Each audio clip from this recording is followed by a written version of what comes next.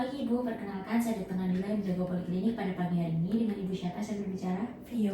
Baik Ibu Vio, jadi di sini saya akan melakukan anamnesa singkat tentang keluhan utama, kemudian saya akan menanyakan riwayat penyakit sebelumnya. Setelah itu di sini saya akan melakukan pemeriksaan pengukuran JVP. Mungkin akan sedikit ada rasa tidak nyaman karena saya akan melakukan pemeriksaan pada bagian leher. Apakah Ibu bersedia? Ya. Baik, tinggal bersedia. Di sini saya akan mempersiapkan alat terlebih dahulu, kemudian saya akan cuci tangan 6 langkah ya Ibu. Ibu bisa mempersiapkan diri di bed pemeriksa. Di sini saya akan berada di sebelah kanan pasien. Kemudian pasien dengan posisi santai, kepalanya sedikit terangkat dengan bantal dan juga otot sternocleidomastoideusnya dalam keadaan rileks. Kemudian di sini saya akan melepas pakaian yang mungkin menekan pada bagian leher. Kemudian di sini saya akan menaikkan ujung tempat tidur setinggi 45 derajat. Kemudian saya akan menyesuaikan sehingga pulsasi vena jugularis tampak jelas. Kemudian saya akan meminta pasien untuk memiringkan kepala menghadap ke arah yang berlawanan dari arah yang akan diperiksa. Di sini saya akan menggunakan lampu senter dari arah miring untuk melihat bayangan vena jugularis. Identifikasi pulsasi vena jugularis internal. Kemudian nanti saya akan menentukan titik tertinggi di mana pulsasi vena jugularisnya dapat terlihat. Ibu kepalanya bisa menengadah ke atas. Kemudian di sini saya akan meninggikan tempat tidur setinggi 45 derajat ya Ibu. Permisi Ibu. Baik, Ibu bisa menoleh ke arah kiri. Di sini saya akan memeriksa di arah kanan. Baik Ibu, untuk bagian kanan di sini tidak terdapat pulsasi vena. Kemudian Ibu bisa menoleh ke arah kanan. Baik, kemudian pada bagian kiri juga tidak terdapat pulsasi vena. Kemudian di sini saya akan memakai sudut sternum atau manubrium sebagai tempat untuk mengukur tinggi pulsasi vena. Titik ini kurang lebih 4-5 cm di atas pusat dari atrium kanan. Di sini saya akan meletakkan penggaris ke-1 diletakkan secara tegak atau vertikal di mana salah satu ujungnya menempel pada manubrium. Permisi ya Ibu. Kemudian untuk penggaris kedua saya akan meletakkan mendatar atau horizontal di mana ujungnya yang satu tepat titik tertinggi pulsasi vena, sementara ujung lainnya ditambahkan pada penggaris ke-1. Kemudian di sini saya akan mengukur jarak vertikal atau jarak tinggi antara manubrium dan juga titik tertinggi pulsasi vena dan ditambah 5. Baik Ibu, untuk hasil dari pengukurannya yaitu 2 cm. Tandanya kalau di bawah 5 berarti normal ya Ibu. Kemudian di sini pemeriksaan telah selesai. Saya akan membersihkan alat dan bahannya terlebih dahulu. Kemudian melakukan cuci tangan 6 langkah. Terima kasih Ibu. Selamat pagi Ibu, perkenalkan saya Dr. Nabila yang menjaga poliklinik pada pagi hari ini. Dengan Ibu siapa saya berbicara? Vio. Baik Ibu Vio, jadi di sini saya akan melakukan pemeriksaan varises. Nanti saya akan memeriksa pada bagian tungkai bawah. Mungkin agak sedikit rasa tidak nyaman karena saya nanti juga memegang ya Ibu pada bagian tungkai bawah. Apakah Ibu bersedia? Iya, nggak apa-apa. Baik Ibu, sebelum melakukan pemeriksaan, saya izin untuk melakukan cuci tangan 6 langkah. Ibu bisa posisi berdiri ya Ibu di sebelah sini. Baik, di sini saya akan melakukan inspeksi pada bagian tungkai bawah dengan penyinaran yang cukup untuk melihat dengan jelas ya Ibu. Permisi ya, boleh saya angkat untuk celananya.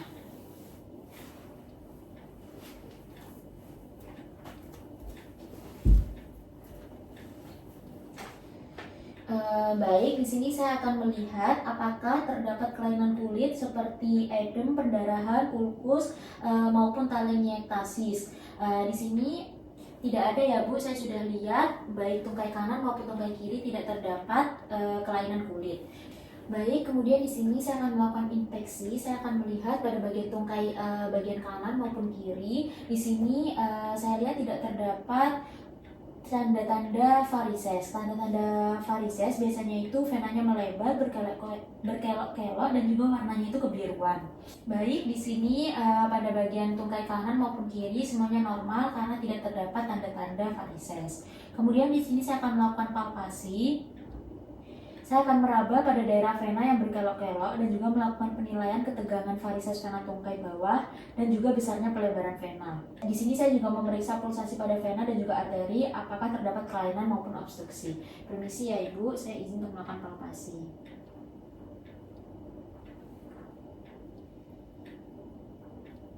Baik ya Ibu, untuk hasilnya yaitu normal karena tidak terdapat varises. Kemudian di sini saya akan melakukan perkusi. Saya akan melakukannya pada vena-vena yang melebar. Perkusi dilakukan di vena bagian distal, lalu saya akan meraba pada vena di bagian proksimal.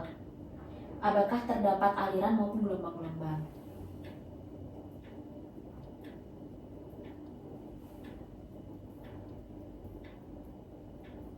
Baik Ibu, untuk hasilnya yaitu normal karena tidak terdapat aliran maupun gelombang-gelombang di bagian proksimal. Kemudian saya akan melakukan pada sisi kontralateral. Baik Ibu, untuk selanjutnya yaitu di sini saya akan melakukan tes Trendelenburg. Jadi di sini saya akan meminta Ibu dalam posisi berbaring, kemudian saya akan mengelevasi tungkai 90 derajat selama 10 menit untuk mengosongkan vena. Kemudian di sini saya akan melakukan oklusi vena sapena magna pada paha bagian atas dengan kompresi manual atau tourniquet menggunakan tekanan yang cukup untuk menekan vena superficial namun tidak menekan vena dalam. Permisi Ibu, kakinya bisa diangkat ya Ibu di sini selama 10 menit. Baik Ibu. Kemudian di sini saya akan memasang tourniquet pada bagian paha atas. Baik Ibu, Ibu bisa berdiri. Baik, karena tadi pasien sudah berbaring selama 10 menit untuk mengosongkan vena, maka di sini saya akan meminta pasien untuk berdiri dengan tetap mengoklusi vena. Kemudian di sini saya akan membiarkan pasien berdiri selama 20 detik, kemudian saya akan melepaskan tourniquet. Kemudian di sini saya akan mengamati pengisian vena pada tungkai. Normalnya yaitu vena superficialis terisi dari bawah atau dari distal dan juga memakan waktu sekitar 35 detik. Kemudian selanjutnya yaitu pemeriksaan manuver partes. Di sini saya akan mempersilahkan pasien untuk berdiri beberapa saat. Kemudian saya akan memasang tourniquet di bawah lutut untuk membendung vena superficial. Permisi ya Ibu.